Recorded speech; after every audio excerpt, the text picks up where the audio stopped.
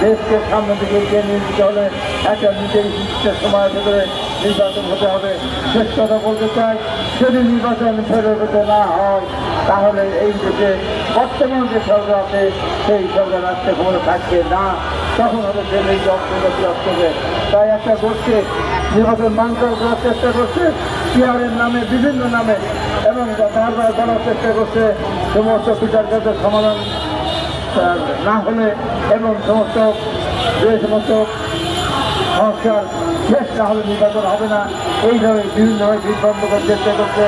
তারা এই জাতীয় প্রেসিডেন্টের সামনে দাঁড়িয়ে বলতে চায়, এই গোষ্ঠীটা 71 সালে স্বাধীন দেশের বিরোধিতা করেছিল।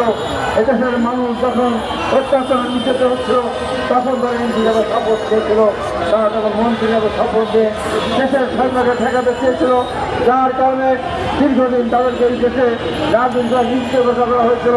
তারাই আজকে বলতে চায় আবারও যদি তাদের কারণে নির্বাচন পিছিয়ে যায়, দেশে যদি কোনো রকম অরাজনৈতিক সরকার ফিরে আসে, সেই অপরাধে ওই দলকে বাংলাদেশের মাটি থেকে রাজনীতিতে চিরদিনের জন্য নিষিদ্ধ হবে।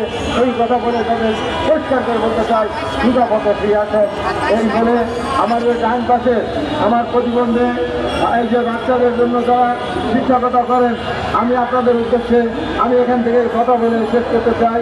এরপরে আমাদের গুরু ভাই যখন বক্তব্য রাখবেন, আপনারা কোনো বক্তাকে বক্তব্য দিতে দেবেন না, গুরু ভাই আপনাদের সঙ্গে বক্তব্য রাখবেন।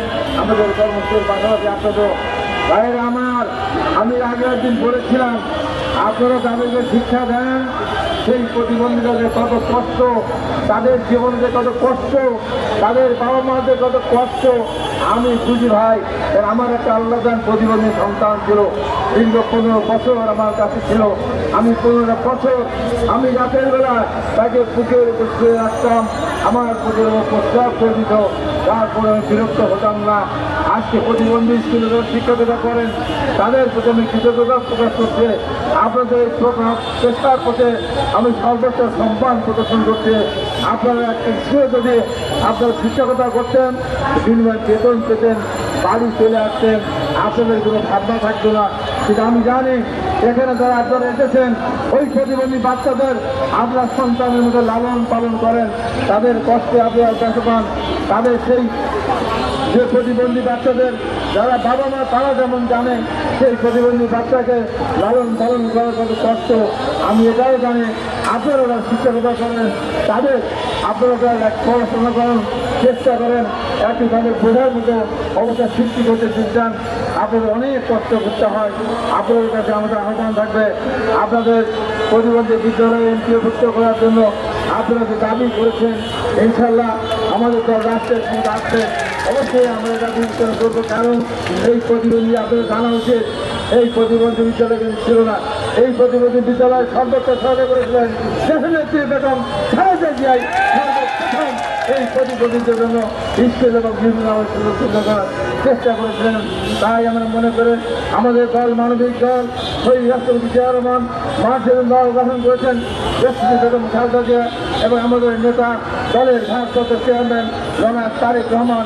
আপনারা তো দেখেছেন বিভিন্ন জায়গায় অস্ত্রাদের পাশে উনি জানান, কারো বাড়ি পড়ে গেলে দল দেখেন না, উনি কোনো আদর্শ দেখেন না, তাদের বাড়িগুলো দেন, কোনো জায়গায় অসুস্থ করা হলে তার শিক্ষা দায়িত্ব গ্রহণ করেন। এই আন্দোলনে যত মানুষ শহীদ হয়েছে প্রত্যেকের বাড়িতে আমরা কিছু না কিছু নিয়ে তাদের সামনে হাজির হয়েছে, আর্থিক সহায়তা নিয়ে হাজির হয়েছে। যারা আহত হয়েছে তাদের চিকিৎসার জন্য এখনও আমরা বিভিন্ন জেলায় দায়িত্ব আছে, আমরা সেই তাদের পাশে যাই। তাই আমি মনে করি এই প্রতিবন্ধে শিক্ষক শিক্ষককে আপনারা এখানে এসে তাদের দাবি দেওয়া নিয়ে আপনাদের কাছে আমার শেষ করে থাকবে, আপনারা নিজের থেকে করেন। তারপরও আমি একজন প্রতিবন্ধী বাবার সন্তান, আমি একজন প্রতিবন্ধী সন্তানের বাবা ছিলাম। বাবা আমার সন্তান আমার কাছে নেই, কিন্তু আপনারা প্রতিবন্ধীদের সেবা করেন, আপনাদের সেবাটা যতটুকু করেন এখন থেকে আর একটু বেশি বেশি করে করবেন। এর কারণে আল্লাহর কাছে সর্বোচ্চ সম্মান আপনারা পাবেন, পাবেন।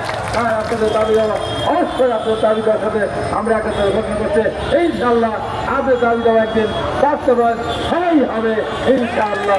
এই কথা আমরা করতে করতে আপনাদের সবাইকে ধন্যবাদ। দেশটি বেগম খালেদা জিয়া জিন্দাবাদ, শহীদ রাষ্ট্রীয় চেয়ারম্যান আমরু দলের ভারপ্রাপ্ত চেয়ারম্যান এবং আধুনিক বাংলাদেশ কারিগর আধুনিক শিল্প সমৃদ্ধ বাংলাদেশ কারিগর জনাব তারেক রহমান জিন্দাবাদ জিন্দাবাদ জিন্দাবাদ। সবাইকে ধন্যবাদ।